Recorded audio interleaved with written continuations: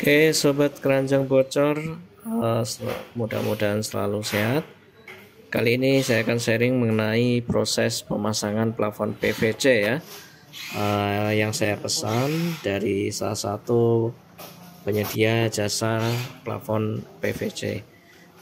Saya dapat di harga Rp165.000 untuk per meternya.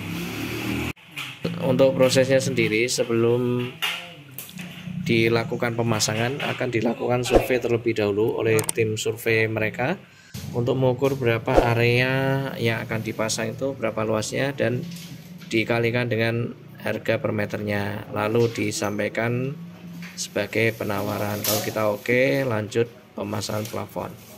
Nah, ini adalah bahan-bahan yang diperlukan untuk pemasangan plafon itu ya, antara lain plafon PVC itu sendiri, kemudian rangka holo, dan juga pastinya kita perlu untuk listnya untuk bagian tepi-tepinya. Nah, untuk proses pemasangannya sendiri dimulai dari pemasangan rangka. Rangka ini diukur dari batas bawah lantai, diukur rata, baru dipasang rangka. Kemudian plafon dipasang satu persatu dari satu sisi ya, berurutan, karena harus dilakukan penyekrupan di ujung tiap-tiap plafon PVC, tentunya untuk memperkuat penempelan plafon tersebut pada rangka. Prosesnya sendiri memakan waktu kurang lebih sehari ya. Kemarin saya pasang dari pagi menjelang siang dan selesai kira-kira maghrib dengan jumlah pekerja 2 orang dari toko plafon yang saya pesan. Saya juga sempat tanya-tanya untuk harga plafonnya sendiri. Jika kita beli langsung ke toko itu di harga Rp65.000 per meter. Kemudian rangka holo saya tidak tanya harganya, tapi bisa dicek di toko-toko online kisaran harganya berapa.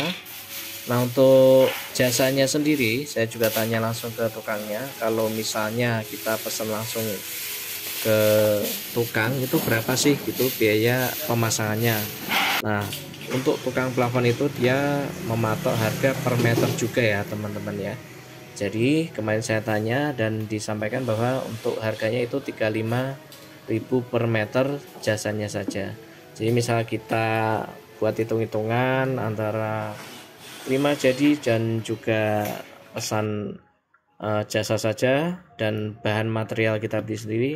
Untuk area yang kecil seperti ini, seperti yang terpasang di teras saya ini, itu ya enggak terlalu signifikan selisihnya. Jadi ya saya langsung pesan terima jadi dari toko. Nah, ini pemasangan bisa dilakukan di tengah-tengah hujan ya. Nah, untuk proses pemotongan plafon sendiri sebenarnya cukup mudah ya, dengan menggunakan cutter.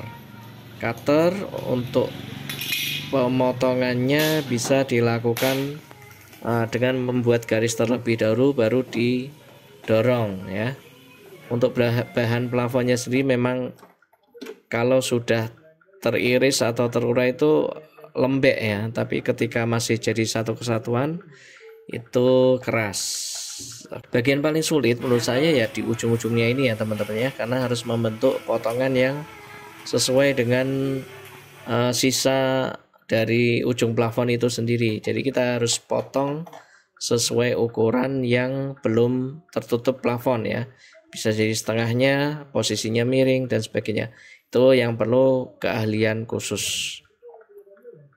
Nah, sebagai finalisasi pemasangan plafon terakhir adalah pemasangan list, list pelangnya. Ini saya tampilkan kondisi sebelum dan sesudah plafon terpasang. Ya, mudah-mudahan bermanfaat ya teman-teman ya. Boleh tanya-tanya kalau ada hal yang sekiranya akan ditanyakan, tapi catatannya di sini saya hanya pengalaman pesan jasa plafon ya, bukan sebagai tukang plafon. Terima kasih.